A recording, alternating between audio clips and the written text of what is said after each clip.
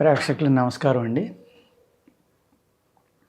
మన శరీరంలో అన్నిటికంటే ఇంపార్టెంట్ అయిన పార్ట్ ఊపిరితిత్తులు. ఎందుకు అంటే ఊపిరితిత్తులు అనేవి ఆక్సిజన్ అబ్జర్వ్ చేసుకుని దాన్ని రక్తంలో కలపటం వల్ల ఆ రక్తం ద్వారా ప్రాణం అంటే శ్వాస అంటే ఆక్సిజన్ అనేది మన బాడీ అంతా తిరుగుతుందండి. ఈ కరోనా వచ్చి వెళ్ళిపోయిన తర్వాత ఈ శ్వాసకోశ వ్యాధులు అంటే ఊపిరితిత్తుల యొక్క జబ్బులు విపరీతంగా పెరిగిపోయినాయండి. అదేవిధంగా ఒక దగ్గు వచ్చిందనుకోండి, తగ్గట్లేదు, అది నెలల తరబడి ఉంటుంది. అది చూపించుకుంటే ఏదో ఊపిరితిత్తుల్లో నల్లబడిపోయిందని, తెల్లమచ్చ ఉందని, నల్లమచ్చ ఉందని, ఇలాగా అనేక కేసులు మాకు వస్తున్నాయండి. ఇవన్నీ ఏంటంటే బికాజ్ ఆఫ్ కరోనా అనుకుంటున్నాం మనం. ఎస్, అది కూడా ఒక కారణం. కానీ మనం వ్యాయామం చేయకపోవడం అనేది అన్నిటికంటే మేజర్ డ్రాబ్యాక్ అండి.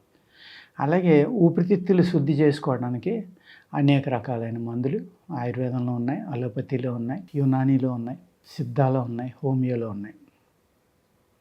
ఏదైనా కూడా మీరు న్యాచురల్గా మనం వాడుకుని ఆ ఊపిరితిత్తుల యొక్క బలాన్ని పెంచుకోవాలి.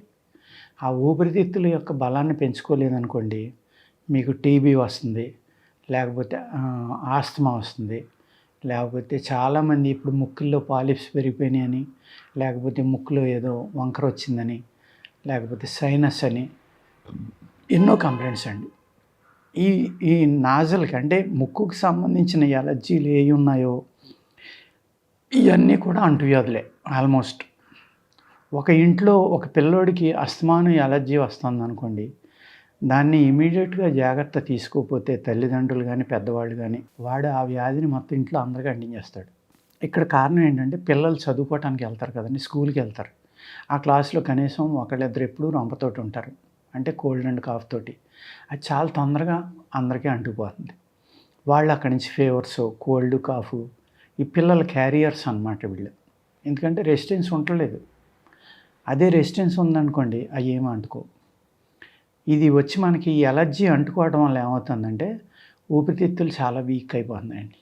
ఊపిరితిత్తులు ఎప్పుడైతే వీక్ అయినాయో మన మీద మనకు కంట్రోల్ ఉండదు, మన బ్రెయిన్ మీద మనకు కంట్రోల్ ఉండదు. పిల్లలు కూడా అలాగే చదవడం కానీ, చదివిన జ్ఞాపకం లేకపోవడం, ఇవన్నీ కారణం ఏంటంటే ఊపిరితిత్తుల యొక్క శక్తి తగ్గిపోవడం. ఆ ఊపిరితిత్తుల యొక్క శక్తి తగ్గిపోయింది, దాన్ని మనం పెంచుకోవాలి అంటే పిల్లలకి రోజు ఒక చెంచా తేనె పెట్టండి. తేనె కనుక మంచి తేనె చూసుకుని నాకిస్తే, లేదు నీళ్ళల్లో కలిపి తాగించినా కూడా ఊపిరితిత్తులు చాలా బాగా రికవరీ అవుతాయండి, చాలా బాగా. తేనె అనేది మంచి మినరల్స్ ఉంటాయి, ప్లస్ పిల్లలు ఇష్టంగా కూడా తింటారు. 1-2 సార్లు అలవాటు చేస్తే అద్భుతమైన మినరల్స్ ఉంటాయి. అదేవిధంగా బెస్ట్ క్యారియర్, మనం తాగిన వెంటనే బాడీ అంతా స్ప్రెడ్ అయ్యే లక్షణం తేనెలో ఉంటుందండి. అందుకనే ఆయుర్వేదంలో చాలా రకాల మందులు తేనెలో కలిపి నాకమంటారు. ఎందుకోసం అంటే దాంట్లో మినరల్స్ ఎక్కువ ఉన్నాయి, మంచి బలాన్ని ఇస్తుంది. అదేవిధంగా నర్వస్ సిస్టంలో ఉన్న క్లాట్లను కూడా కరిగించే శక్తి కూడా ఉంది.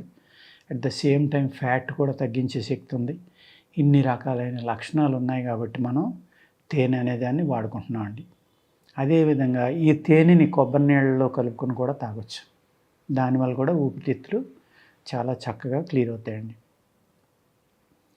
బయట కూడా అడ్డసరం అని ఒక మూలిక ఉంది, దాని యొక్క టానిక్స్, అడూస అంటారు దాన్ని, అడ్డసరాన్ని. దీని యొక్క అరుకు టానిక్ దొరుకుతుంది, సిరప్ దొరుకుతుంది ఆయుర్వేద షాపులో. అది కూడా చాలా బాగా ఊపిరితిత్తుల మీద పనిచేస్తుందండి. వాసకారిష్టం అంటారు దాన్ని, వాసకారిష్టం అలా పిలిస్తే మీకు ఆయుర్వేద షాపుల్లో దొరుకుతుందండి. ఇది దగ్గు మీద, మీ యొక్క లంగ్స్ మీద చాలా బాగా పనిచేస్తుంది అనమాట. అదేవిధంగా ఇంగువ, పూర్వకాలం కొన్ని ఫ్యామిలీస్లో ఇంగువ లేకుండా పులిహార కానీ, పచ్చడి కానీ, లేకపోతే చారు కానీ, సాంబార్ కానీ, అంటే పప్పులుసు పెట్టేవారు కాదు. చాలా కూరల్లో ఇంగువ తాలింపు అనేది వేసేవారు. ఆ ఇంగువ తాలింపు అనేది ఏం చేస్తుందంటే లంగ్స్కి విపరీతమైన బలాన్ని ఇస్తుంది. అలాగే జీర్ణ ప్రక్రియ మీద కూడా చాలా బాగా పనిచేస్తుంది అనమాట. అది ఎంతటి అజీర్తి అయినా సరే తగ్గిపోతుందండి. ఈ ఇంగువ తాలింపు అనేది వేసుకోవటం మన ఆయుర్వేద శాస్త్రంలో కానీ, మన పూర్వీకులు చేసింది కానీ ఒక చాలా గొప్ప ప్రక్రియ అన్నమాట. ఈ ఇంగువ తాలింపు వేసుకునే ఇళ్లల్లో ఓవర్ వెయిట్ అనేవాళ్ళు కనపడేవారు కాదండి. ఒబెసిటీని ఎంత అద్భుతంగా కంట్రోల్ చేసేదంటే, అదేవిధంగా ఊపిరితిత్తులను శుద్ధి చేయడంలో ఇంగువ పాత్ర చాలా ఎక్కువ ఉంటుందండి. ప్రాణాయామం చేయటం, యోగా చేయటం ఇటువంటివి చేసినప్పుడు ఏమవుతుందంటే మన ఊపిరితిత్తులకి చాలా బలం కలుగుతుందనమాట. ఎప్పుడైతే శ్వాసకోశాలు అంటే ఊపిరితిత్తులు బాగున్నాయో మీ బాడీలో ఇమ్యూనిటీ చాలా బాగా పెరుగుతుంది. ఎంత బాగా పెరుగుతుందంటే ఇప్పుడు యోగులు, ఋషులు అందరూ కూడా చెప్పేది ఏంటంటే ఈ పీఠాధిపతులు కానీ, యోగా చేయించేవాళ్ళు కానీ ప్రాణాయామం శ్వాస మీద ధ్యాస నిలపండి. ఇలాగా అనేక రకాలుగా శ్వాస గురించే ఎందుకు చెప్తారు అంటే ఆ శ్వాసే మన బాడీలో ఉన్న ప్రాణం అండి. ఆ ఆక్సిజన్నే మన బాడీలో ఉన్న ప్రాణం. ఆ ఆక్సిజన్ కనుక మన బాడీలో అన్ని భాగాలకు అందలేదనుకోండి, మనకి హిమోగ్లోబిన్ తగ్గిపోతుంది, ఐరన్ తగ్గిపోతుంది, అలాగే మన బాడీలో ఉన్న సెల్స్ తొందరగా చనిపోతాయి. దానివల్ల మన బాడీ క్షీణించిపోతుంది. అంచేత ఊపిరితిత్తుల్ని బాగు చేసుకోవడం, ఎలర్జీ లేకుండా చూసుకోవడం, ఆస్తమాకి అద్భుతమైన మెడిసిన్స్ ఉన్నాయండి. ఎలర్జీలకి, సైనస్కి మా దగ్గర ఎంతోమంది వస్తూ ఉంటారు. మా దగ్గర ఒక నశ్యకర్మ అని ఉంది. ఆ నశ్యానికి ఇస్తాం, ట్యాబ్లెట్స్ ఇస్తాం. Only 10 days. మీరు అలా 2-3 సార్లు వేసుకుంటే అది క్లియర్ అయిపోతుంది. అదేవిధంగా ఆస్తమా ఉన్నవాళ్ళు నరకం అనుభవిస్తూ ఉంటారండి. ఆ పఫ్ఫలు కొట్టుకోవడం ప్రతిరోజు 2-3 సార్లు. కొంతమంది అయితే పడుకునేటప్పుడు కూడా మంచం పక్కన అది పెట్టుకుని పడుకుంటారు, ఇటోటి అటోటి. అది గమ్ముని చేతికి దొరకకుండా కింద పడిపోతే వెంటనే రెండో పక్క తీసుకుని నోట్లో కొట్టుకుంటే కానీ, లేకపోతే గుండె ఆగిపోతుందేమో, ఊపిరి ఆగిపోతుందేమో అన్నంత భయంకరమైన ప్రాబ్లమ్స్ కొంతమందికి ఉంటాయండి. అది కూడా వితిన్ 2-3 monthsలో పూర్తిగా క్లియర్ అయిపోతుంది మా దగ్గర. అది 20 ఏళ్ళ నుంచి ఉండేవండి, 30 సంవత్సరాల నుంచి ఉండేవండి. అటువంటి అద్భుతమైన మెడిసిన్స్ ఆయుర్వేదంలో ఉన్నాయండి.